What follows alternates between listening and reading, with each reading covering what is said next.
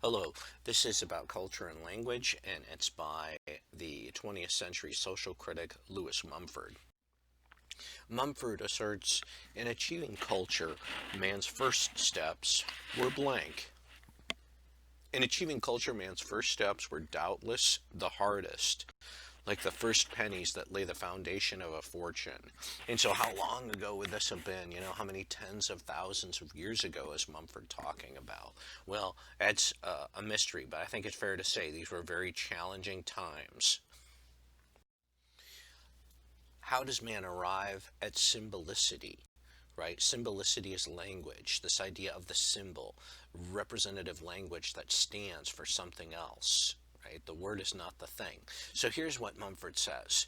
With the word and the dream, man was able to pass from the limited animal vocabulary of signals and signs to the almost unlimited human vocabulary of symbols.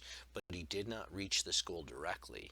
In all probability, he moved toward it by a roundabout way of love and play. So that's the answer. How does man arrive at symbolicity? Uh, by roundabout way of love and play. Language promotes what? It's a bond of what? Well, here's what Mumford says. He says, beneath its many other functions, which make for social unison or harmony and enlarge the field of common knowledge and shared behavior, language promotes emotional solidarity. It is a bond of identification and recognition. And so the idea here, right, what does it promote? Well, it promotes emotional solidarity. What kind of bond is it? It's a bond of identification and recognition. And it's, people who speak similarly, right, in the same way, the same dialect. Well, those are kinsmen, they're neighbors. Whereas other people who don't speak the language in the same way, or, don't even understand the language, in kind of ancient culture, that was a kind of what, division, stranger danger.